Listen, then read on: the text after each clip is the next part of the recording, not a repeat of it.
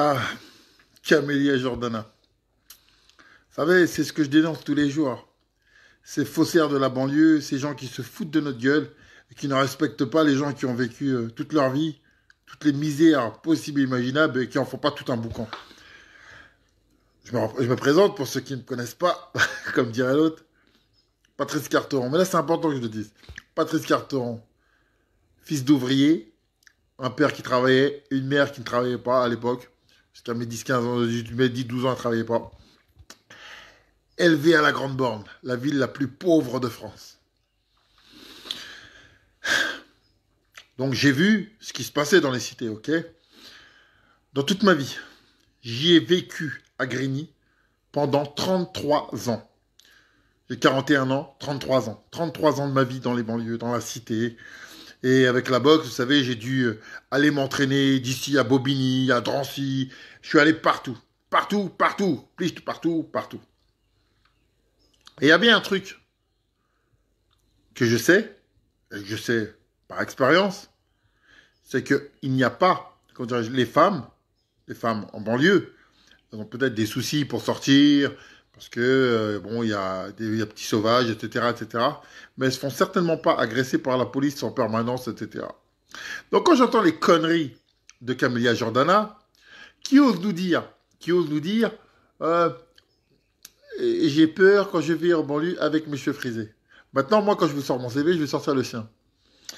Camélia Jordana, fille de thérapeute et de patron en BTP, élevée sur la Côte d'Azur, dans la commune de La Londe-les-Morts. La Londe-les-Morts, pour ceux qui ne connaissent pas, c'est une belle, c'est dans le Var, c'est une commune résidentielle de 10 000 habitants, connue pour ses plages huppées, et c'est ultra résidentiel, d'accord? C'est chez les bourgeois. Cours de théâtre, cours de piano, bref, ça allait pas à la maison de quartier. Vous voyez, ça n'a pas connu la maison de quartier. Mais elle a un avantage aujourd'hui. C'est que aujourd'hui, quand tu es un faciès dit de basané, de noir ou d'arabe, tu peux te lancer dans ce genre de conneries et dire que tu es de la cité. Combien de blancs je dédicace à tous ceux que je connais, Gilou, etc., qui sont nés ici, etc., n'en font pas tout un boucan, ont vécu toute leur vie à la Grande Borne et ils vivent encore. Et t'as ces gens qui osent, mais sans pitié, venir vous raconter des conneries, poser des conneries sur la cité, alors même qu'ils n'ont jamais vécu là-dedans. Prêts à prendre, pour se faire, pour vendre des disques, prêts à parler d'une histoire morbide. Le pauvre, le gars qui est décédé, la police fait son enquête. Nous verrons s'il a été, comment dirais-je, si le garçon Adama Traoré a été assassiné par la police. Pour le moment, moi, je suis pas la justice. Nous verrons ce que dit la police. Entre-temps, elle prend ça, elle sort ça pour se donner une caution. Mais sortons de ce débat, dans ce truc, tu n'es pas la justice ou quoi que ce soit. Toi, tu es qui en banlieue? Donc, toi, tu connais quoi de la banlieue? Petite bourgeoise, je répète, de la Londe-les-Morts, qui a vécu de maman thérapeute, de papa patron dans le BTP, qui habitait dans une commune plus que ultra résidentielle, où il n'y a pas d'HLM. De quoi tu nous parles? Mais de quoi tu parles? Et j'avais un entraîneur qui était pas bon, je l'ai pas gardé longtemps d'ailleurs, mais qui a dit qu'une chose de vraie que j'ai gardée. Et je vais la répéter.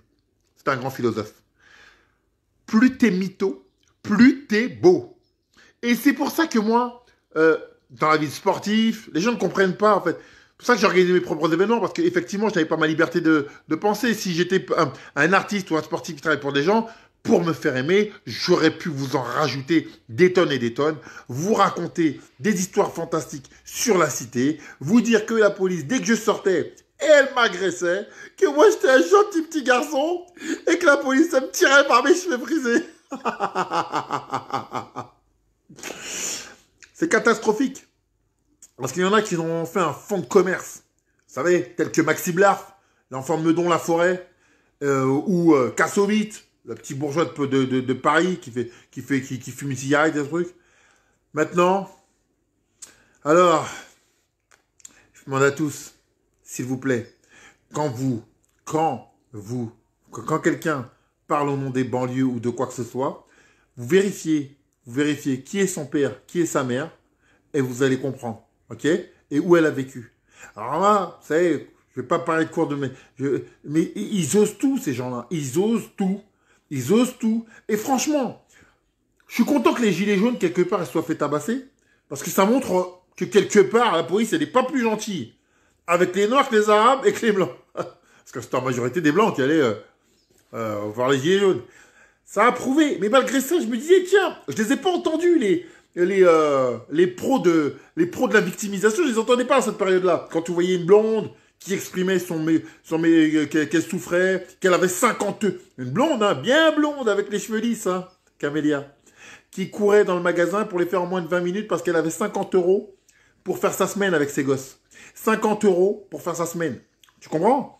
Donc toi, la petite bourgeoise de la Londe les Morts, aie un peu de respect pour ces gens qui vivent la vraie misère. Va faire ta comédie ailleurs. Arrête de faire ton petit business de saltimbanque pour vendre tes CD pourraves. De toute façon, tu t'en fous. Quoi qu'il arrive, il reste la résidence de papa et de maman. Donc, pour dire aux gens de pleurer, se victimiser et raconter des conneries du matin au soir. Je sais que c'est un fonds de commerce sans fond et sans risque surtout. Parce qu'avec ça, tu ne te feras pas détester. Au pire, on dira que t'es une fille. On dira que t'es une fille. Au pire, t'auras les autres, tu vas dire, ah, c'est des fachos parce qu'ils sont pas d'accord. Alors écoute-moi bien, toi. Moi, je suis tous les jours dans la banlieue. Je suis toujours à Grigny. Je donne des cours de boxe aux enfants, à tout ce qui bouge. Moi, j'ai des enfants qui il y a même pas un mois avant ce confinement, étaient contents que je leur donne 3 pommes. Alors moi, écoute-moi bien, je suis gêné d'entendre des conneries pareilles et je peux pas te laisser raconter tes conneries au nom de la banlieue et te servir de faits morbides pour justifier ta connerie. D'accord? Occupe-toi de la Londe les Morts, occupe-toi de la résidence de papa, vends tes CD et passe ton nouveau film Chérie, passe-moi le beurre 2, que je n'ai pas vu. Occupe-toi de toi et parle-nous de ce que tu connais. Du théâtre. Tu vois, moi j'ai fait du théâtre.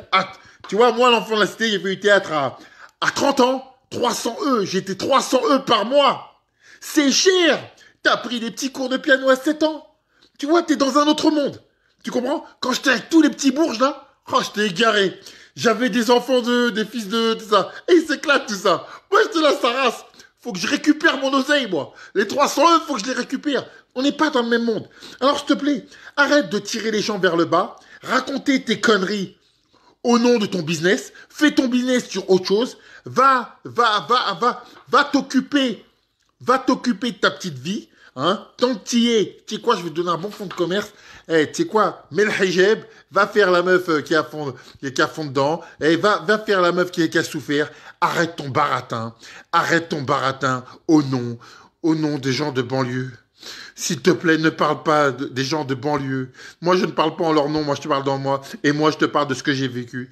Je jure devant Dieu que ce que tu racontes. Et d'ailleurs, il y a des preuves qui le disent, il y a des choses qui le disent tous les jours.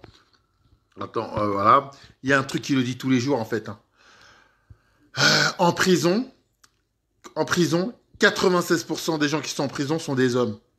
Et même pas 4% sont des femmes. Soit, en France, que 2500 femmes.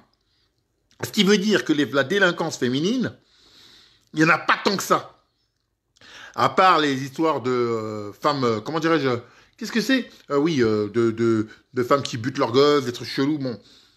Mais dans la grande majorité, les femmes ne sont absolument pas la cible de la délinquance. Donc, merci de ne plus parler au nom des banlieues. Occupe-toi de tes trucs.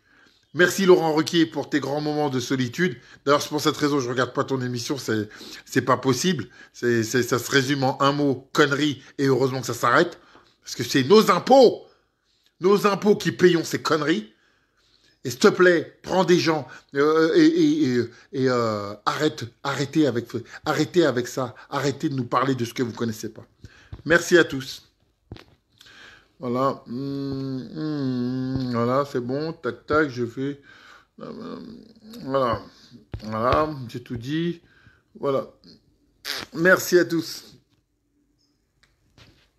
Et bien le bisou à la Londe les Morts. et autocarrière résidentielle. Si tu peux me laisser un petit appart pour cet été pour mes enfants, ça leur fera plaisir d'aller sur les plages UPI de la Côte d'Azur.